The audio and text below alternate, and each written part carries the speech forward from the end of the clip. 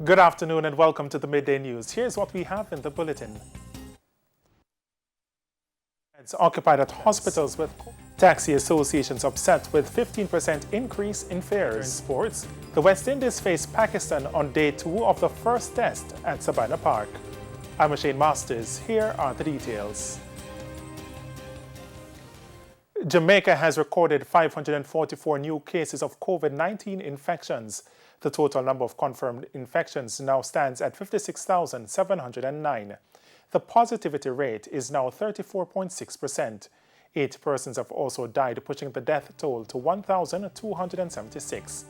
In a release by the Ministry of Health a short while ago, it says hospitals across the western, southern, and northeast health regions have exceeded their COVID-19 capacity, though there is no shortage of oxygen stores.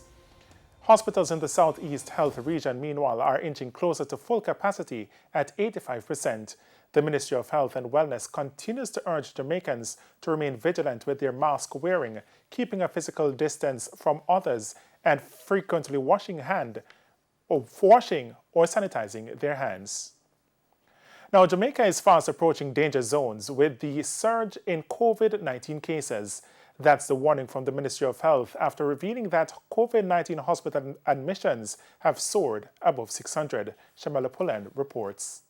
Chief Medical Officer Dr. Jacqueline Misesa Mackenzie painted a grim picture of the COVID hospitalization situation facing the country.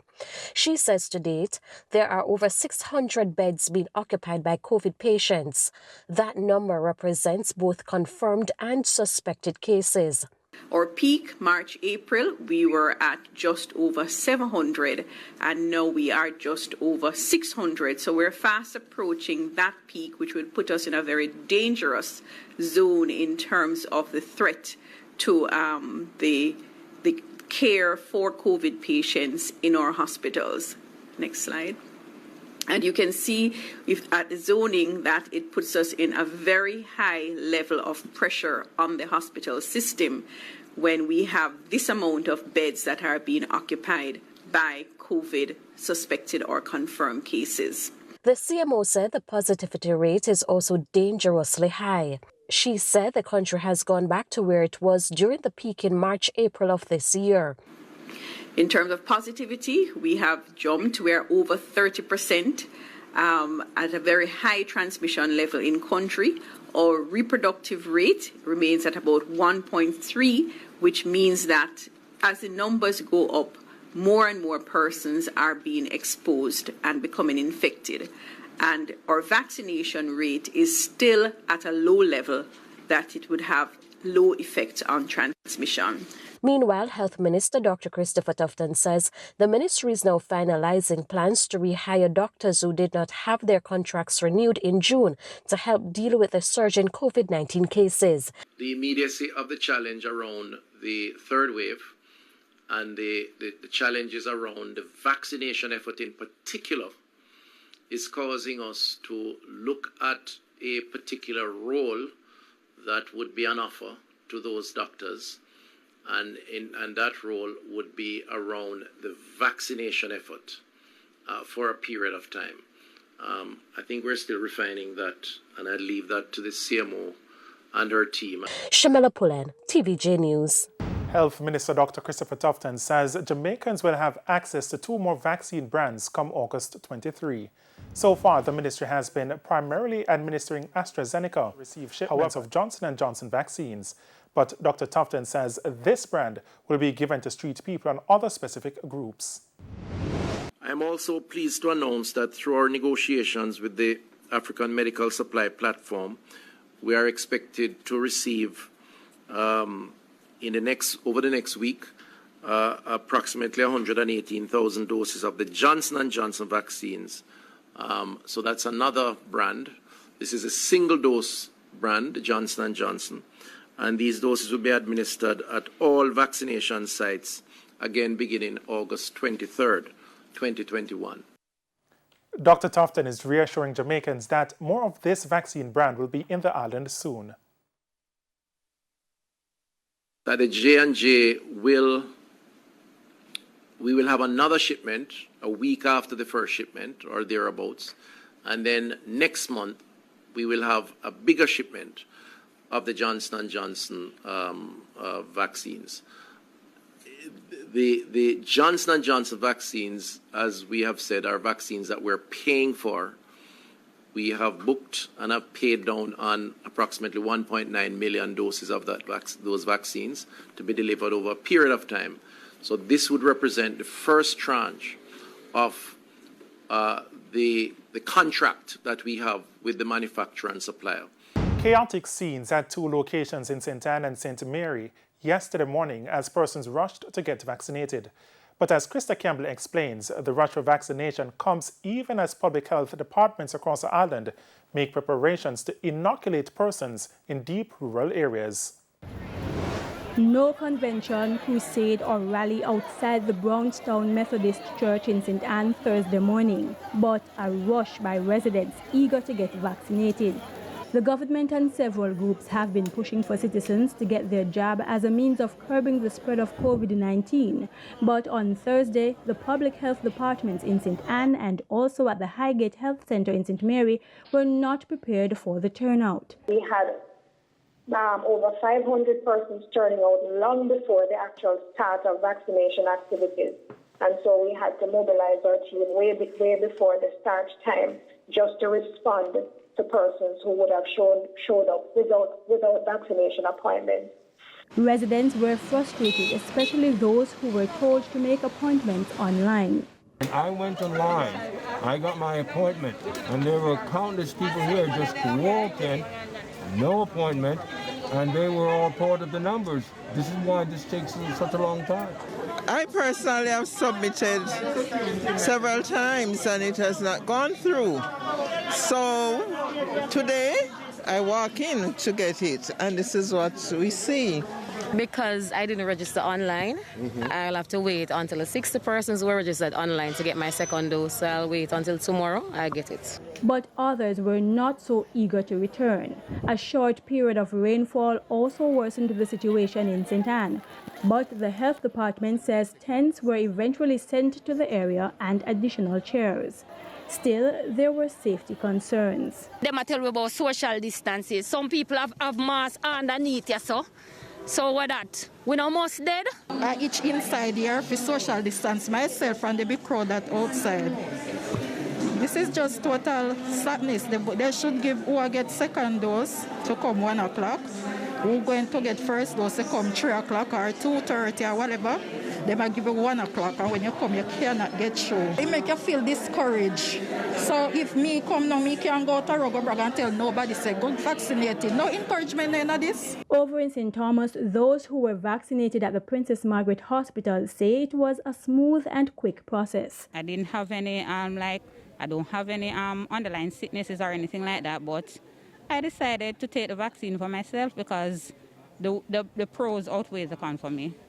Meanwhile, parish manager for the St. Anne Health Department, Nadia Nunez, says all health departments are making preparations to vaccinate residents at more remote locations, a move that's been welcomed by some residents. Looking forward for them to do something to get people to interested in taking it. If it come in the community and you see people taking it, that will give you a chance and you feel better and say, all right, let me take it like how they are already. But if it's out far away, you have to go take taxi if you go, you're not going to push them to do it. Krista Campbell, TV. The community-based vaccination drive for COVID-19 may be the best shot at reaching some of Jamaica's most vulnerable citizens. That's according to residents of East Rural St. Andrew.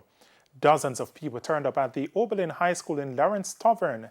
That's in Lawrence Tavern to get vaccinated on Thursday. More in this report. Residents were sanitized and then sensitized about the vaccine before getting the jab. Are reminded of some mild symptoms. Listen, everyone. After you get your vaccine, you are going to be asked to wait for 15 minutes. The Ministry of Health says it's targeting 300 people for this site. Senior Medical Officer for Kingston and St. Andrew, Dr. Stephen Figueroa, says the team had to prepare more chairs based on the number of people who showed up Thursday morning. Dr. Figueroa says majority of the residents are elderly citizens, but there were some 20-year-olds in the crowd, one of whom brought their mom. From the very, very first time, I decided to come because I have the friend walking with. I decided, said I'm not going in town. I prefer to come to my area. Vinetta Ross, who lives in the community, is the health aide who works in private care. She says she brought a few people with her to get the jab. And I carry 5 persons this morning with me. And may God bless them, and they can take it somewhere else. When I take it to the community, the people then will come out. Meanwhile, Councillor for Lawrence Tavern, John Myers, says he's pleased with the turnout. However, he says that there are many more communities farther north that will have to be mobilized. What we might have to do is train nurse aid with proper facility to go round to the house, and they will take it. I guarantee, and I will go with them. There's a lot of people not going to be able to come today, but we might have to do another where we go around now and go a little closer, like a Lacey, like a Border, and set up a little 50, and set up another little 100, and set up another, and so forth. Andrea Franson is one of the community health aides who interacts directly with the residents. The Lawrence Tavern Health Clinic treats about 200 people monthly, many of whom travel from different parts of the community. She says while many took the jab there, others are waiting, some of whom she saw here at the vaccination site. A lot of them wanted to be vaccinated, but when they think of going all the way in town, it was a great idea and I'm proud. I'm happy at the turnout. And I know that others would want to be vaccinated today, but due to work and maybe short notice. Almost 200 residents took the jab. Their second dose is scheduled for the first week in October. Cody-Ann Barrett, TVJ News. And it's time for a break here on the Midday News. Stay with us. More stories when we return. Welcome back to the Midday News. Where was the discussion? The question being asked by taxi associations this afternoon following the announcement of a 15% fare increase. Representatives of the associations were speaking on Power 106 FM's Morning Agenda on Friday. Of a 15% increase in taxi fares. For 8 years, they have been clamoring for a fare increase to combat the rising prices within the economy, especially that of gas and car parts. They consider the meager 15% increase a slap in the face. It's a disappointment and we are not satisfied at all with this announcement. From my standpoint, my members, I've been consulting with my members, they are most disappointed. As the council and as the umbrella head, we are really feeling betrayed. This move is, in our view, it is insensitive. The association says an increase of $15 on $100 for the corporate area and similar for rural communities is not even a drop in the bucket when it comes to vehicle expenses. The Transport Ministry, in a release on Thursday afternoon, said the 15% adjustment slated to begin next Monday created the right balance for all parties. Not so, says President of TODS, Egerton Newman. I was really looking at a 50%, and I make it known in several quarters, at least 50%. But to get 15% at this time, I'm trying to wonder what instrument was used to give us this percentage. Furthermore, the association say there were no discussions in relation to the percentage increase. According to the presidents of TODS and the Route Taxi Association of Jamaica, the requests were for a 100% and 80% increase, respectively. So we expected that they would have come back to us to say, okay, after reviewing your application, then this is what we have decided on or what we are suggesting. No, the decision was just made and announced. We were expecting to consult us and say to gentle people, we cannot go and cannot allow more than 15% now. And then we probably would be feeling a bit better if we had rejected it then in that format. Then now you would have to reconsult. For Mr. Newman, he believes passengers will not be willing to pay the extra $15 starting Monday. It's now time for the Business Minute. Here's Cody-Ann Barrett. In business news, book sales have seen a decline. Director of the Book Industry Association of Jamaica, Latoya West Blackwood, says sales of educational material fell, mainly due to uncertainty of schools being face-to-face and the need for physical text. We would have seen a major fall off. Some stores reported as high as 60% in terms of a cut, and between 50 and 60%, and varying on the other end. One of the major contributing factors, a lot of people weren't sure. The industry is remaining hopeful that this school year will not be worse than the last. Trans-Jamaican Highway Limited has seen a $2.4 million increase in profits for the 6 months ended June 2021. Net profit amounted to $1.3 million compared to a net loss of $1.1 million for the same period in 2020. According to the company, traffic for the month of June was 24% above the level for 2020 and 3.2% higher than 2019. And coming up in the Business Review this Sunday, reversible swimsuits and more designs from one small local manufacturer. That's it for the business. And the time now for a look at some of the major stories from around the world. In news from the region, the Bahamas received over 128,000 Pfizer COVID-19 vaccine doses from the United States on Thursday, making good on the promises of the Biden-Harris administration's global vaccine sharing framework. In addition to the vaccine, the United States has contributed over $1.5 million to the fight against COVID-19 in the Bahamas. The threat of flooding and mudslides in the Dominican Republic and Haiti continues as Tropical Depression Fred continues to dump large amounts of rain on the countries. The U.S. National Hurricane Center forecast that Hispaniola will receive 3 to 5 inches of rainfall. And on the international scene, Taliban insurgents tightened their grip on Afghanistan on Friday, while Western embassies prepare to send in troops to help evacuate staff from the capital, Kabul. According to the United Nations, tens of thousands of civilians have fled the Taliban advance. About 1,000 have been killed in the past month. And that's it for your regional and international roundup. I'm Cody Ann Barrett. We head to a quick break. When we come back, we'll have your midday sports report. Simon Preston is standing by. Welcome back. It's now time for Midday Sports. I'm Simon Preston. The West Indies had reached 81 for 3 after 30 overs against Pakistan at lunch on day 2 of the first test at Sabina Park. The Caribbean side, who began the day on 2 for 2, lost Ruston Chase for 21. Skipper Craig Brathwaite and vice-captain Jermaine Blackwood are at the crease on 35 and 14 respectively. The West Indies trails the visitors by 136 runs. Pakistan were dismissed on a day 1 for 217 runs inside 71 overs.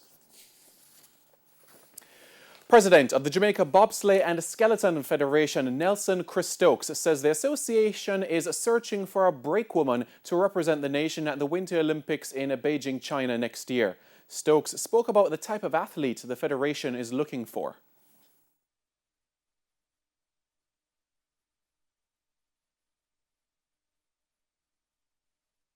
We are looking really for speed strength athletes. And our experience is that, for example, throwers, jumpers,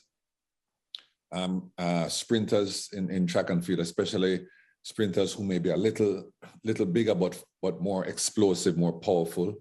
Rugby players have done very well. Football players.